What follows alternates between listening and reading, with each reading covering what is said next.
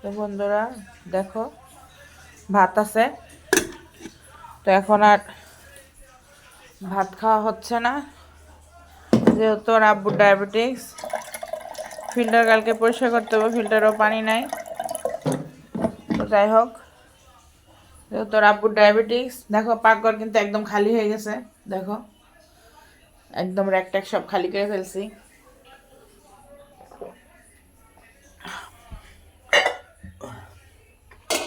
তো অল্প কিছু মালামাল আছে, এগুলা ইনশাল্লাহ সব প্যাক করতে হইব। তো যাই হোক, এখানে দেখো অল্প একটু আটা নিছি আমি। তাওয়াটা কোথায়? হ্যাঁ পাইছি। ও যাই হোক, তাওয়াটা ধুয়ে নিই। এই মালামালগুলা গোছাইলে হয়ে যায়। তো আমি তাওয়াটা ধুয়ে নিলাম, যেহেতু ওর আব্বুর ডায়াবেটিস। তো এই জন্য এখন ওর আব্বুকে মাত্র 2-3টা দাপড়ার মতো বানিয়ে দিব, চাপটি যেটাকে বলে।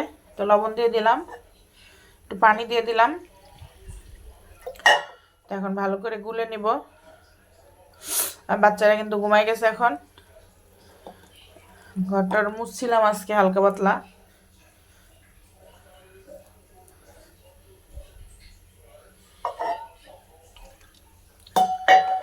যাই হোক, গুলাটা গুলে নেই।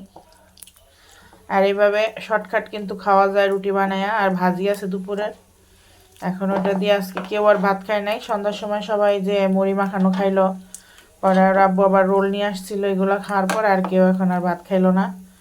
তো সবাই মোটামুটি শুয়ে পড়ছে। এখন আর আব্বু বলতেছে ভাত খাই একটু। তা আমি বললাম যে ভাত না খাইয়া একটা রুটি বানাই দেই, খাইয়ে নাও, যেহেতু ডায়াবেটিসের রোগী ভাত না খাইলেই ভালো। আর যেহেতু ওর আব্বু দূরে থাকে চাকরিতে, সেখানে কিন্তু ভাতই খাওয়া হয় বেশিরভাগ। তো এই বলে এখন চলে আসলাম। তো এখন দেখো চুলার মধ্যে দিয়ে দিব। তো আমি একটু দিয়ে দিই, পরে তোমাদেরকে দেখাচ্ছি।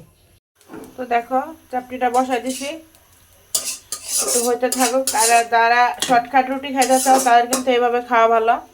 এটাও কিন্তু খাইতে খারাপ লাগে না। আবার যদি এর মধ্যে পেঁয়াজ মরিচ দেওয়া হয় তাহলে আরো মজা লাগে। আর এই যে একটু ভাজি আছে, এটা দিয়ে আব্বু এখন খাই নিবে। তো ভাজিটাও গরম করতেছি।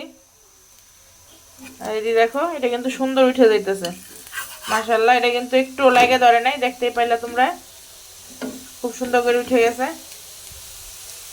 এখন জাস্ট মচমচে করে ভাজা নিব। এদিকে ভাজিটা গরম করি। আর দুপুরে রান্নাটা আসলে কিন্তু খুব প্যারা হয়ে যায়, একটু গ্যাস থাকে না। তো যাই হোক, আমার আবার এত সকালে উঠে রান্না করে রাখলে খাইতে ইচ্ছে করে না ঠান্ডা, তাই কষ্ট মষ্ট করে যা রান্না করি।